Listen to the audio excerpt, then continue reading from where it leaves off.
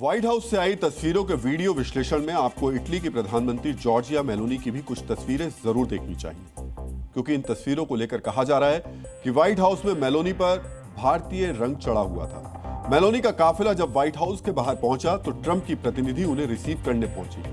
गाड़ी से उतरने के बाद पश्चिमी परंपरा के अनुसार मेलोनी ने ट्रंप की प्रतिनिधि से हाथ मिलाया, लेकिन साथ ही साथ उन्होंने भारतीय परंपरा का प्रतीक नमस्ते भी किया, जिसके बाद सोशल मीडिया पर व्हाइट हाउस में मेलोनी का नमस्ते वायरल हो गया। मेलोनी समेत ट्रंप और यूरोपीय नेताओं का एक हॉट माइक मूवमेंट भी खूब वायरल हुआ है।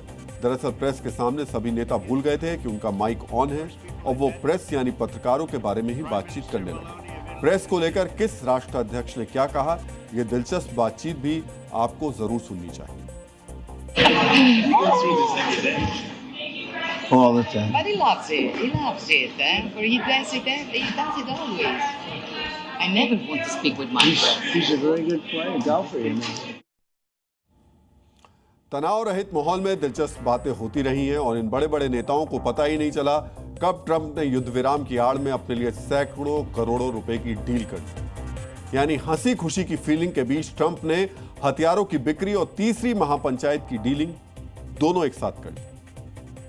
व्हाइट हाउस में बैठकर ट्रंप ने अपना फायदा निकाल लिया, लेकिन क्या वो रूस और यूक्रेन के बीच युद्ध विराम का कायदा तय कर पाएंगे?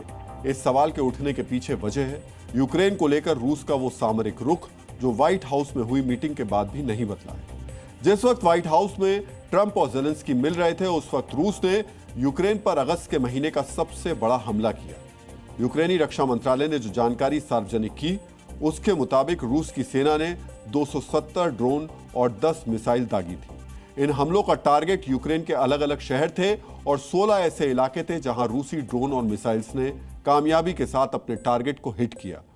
गौर करने वाली बात यह है कि इस बार रूसी सेना ने उन इलाकों पर हमले किए जहां रूस और यूक्रेनी फौज के बीच कोई तनातनी नहीं है। इन हमलों की वजह से ही यूक्रेनी रक्षा मंत्रालय ने आरोप लगाया है पुतिन शांति नहीं चाहते, ऐसे हमले करके रूस युद्ध विराम की संभावना को कमजोर कर रहा है। लेकिन बड़ा सवाल यह है, क्या वाकई हमलों के जरिए पुतिन युद्ध विराम की संभावना खत्म करना चाहते हैं या फिर पुतिन का मकसद कुछ और है? इस सवाल का जवाब जानने के लिए आपको दो सामरिक अनुमान बेहद ध्यान से समझने चाहिए।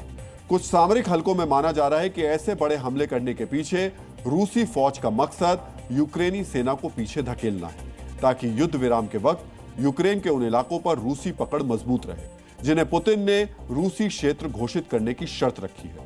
दूसरी संभावना यह भी हो सकती है कि रूसी फौज यूक्रेन में एक नो मैंस लैंड जैसा क्षेत्र बनाना चाहती है, ताकि युद्ध विराम के फौरन बाद यूक्रेन से किसी बड़े पलटवार या सैन्य कार्रवाई की आशंका कम हो जाए। युद्ध विराम को लेकर पुतिन के अपने प्लान हैं। ज़ेलेंस्की भी कह चुके हैं अगर सुरक्षा की गारंटी मिलेगी तब वो युद्ध विराम पर सहमत हो जाएंगे।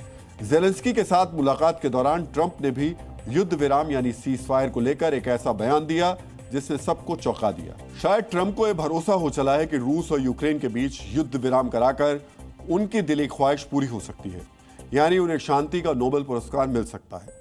तभी उन्होंने सच को दुनिया के सामने कबूला कि कंबोडिया, थाईलैंड से लेकर भारत और पाकिस्तान के बीच उन्होंने कोई सीज फायर नहीं कराया, बल्कि डीलर ट्रंप ने हर मौके पर सिर्फ डील ही कराई। Zee News.